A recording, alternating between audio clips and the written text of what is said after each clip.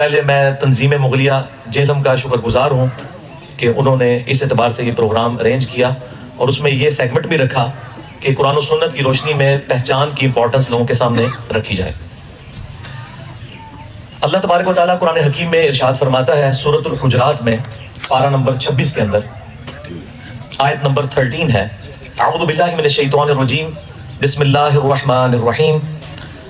یا ایہا الناس انا خلقناکم من ذکر و انثی، اے لوگو ہم نے تمہیں ایک مرد اور ایک عورت سے پیدا کیا، یعنی سیدنا آدم علیہ السلام اور اما حوا سلام اللہ علیہا سے، وجعلناکم شعوبا و قبائل، اور پھر تمہیں برادریوں میں اور قبیلوں میں بانٹ دیا، لیتعارفوا، تاکہ تمہاری پہچان ہو سکے، یعنی یہ قبیلوں کا مقصد ایک دوسرے پر برتری جتانا نہیں بلکہ پہچان ہے۔ ان اکرمکم عند اللہ اتقاکم، بے شک اللہ کے حضور تم میں عزت والا وہ ہے جس میں خدا شناسی ہے، اللہ سے ڈرنے والا ہے، تقوی اختیار کرنے والا ہے۔ ان اللہ علیم خبیر، بے شک اللہ تعالی علم والا ہے، خبر رکھنے والا ہے۔ اس آیت سے میرے بھائیوں اور بہنوں دو رزلٹ نکلے۔ نمبر 1 کہ یہ برادری اور قبائلی سسٹم جو اللہ تعالیٰ نے بنایا ہے، کنبے کا سسٹم، یہ اس لیے ہے کہ اس کے ذریعے پہچان ہو، اور رزلٹ نمبر 2 یہ کہ اس کی بنیاد کے اوپر کسی کی آخرت کا فیصلہ ہونے والا نہیں ہے، بلکہ وہ فیصلہ گاڈ کانشسنس کے اوپر ہوگا کہ کون اللہ تعالیٰ کا تابع فرمان ہے۔ پہچان کی ڈیٹیل میں جانے سے پہلے میں یونیورسل بردرہڈ کے حوالے سے، عالمی بھائی چارے کے حوالے سے جو یہ آیت ہے، اسی کانٹیکسٹ میں امام کائنات سید الاولین والآخرین شفیع المذنبین رحمۃ للعالمین سیدنا و مولانا امام اعظم محمد رسول اللہ صلی اللہ علیہ وآلہ وسلم کا یادگار خطبہ جو آپ نے اپنی وفات سے تقریباً 3 مہینے پہلے حجۃ الوداع کا خطبہ دیا تھا، اس کے کچھ الفاظ نقل کرتا ہوں۔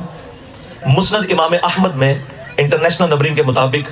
یہ حدیث موجود ہے 23,536 نمبر، یہ عربک ورژن میں، اور جو اردو میں PDF مکتبہ رحمانیہ کا اویلیبل ہے اس میں اس حدیث کا نمبر ہے 23,885 کہ آپ صلی اللہ علیہ وآلہ وسلم نے فرمایا، اے لوگو تمہارا رب بھی ایک ہے اور تمہارا باپ بھی ایک ہے، آدم علیہ السلام۔ آدم علیہ السلام کو اللہ تعالیٰ نے مٹی سے پیدا کیا، تم سب اسی آدم کی اولاد ہو، کسی عربی کو اجمی پر، کسی اجمی کو عربی پر، کسی سرخ کو سیاہ پر، کسی سیاہ کو سرخ پر، کسی گورے کو کالے پر، کسی کالے کو گورے پر، کوئی فوقیت حاصل نہیں ہے سوائے تقوی کے، یعنی تقوی کی بنیاد پہ۔ جس طرح کہ صحیح بخاری میں آتا ہے کہ سیدنا عمر رضی اللہ تعالیٰ عنہ کہا کرتے تھے، ابو بکر ہمارے سید ہیں کہ جنہوں نے ہمارے سید بلال کو آزاد کروایا، حالانکہ بلال حبشی تھے، لیکن سیدنا عمر عرب کے سردار ہونے کے باوجود ان کو سیدنا بلال، ہمارے آقا، ہمارے سردار بلال کہہ کے پکارا کرتے تھے۔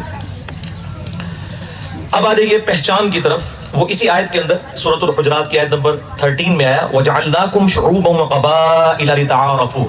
ہم نے تمہیں کنبے اور برادریوں میں تقسیم کیا تاکہ تمہاری پہچان ہو سکے۔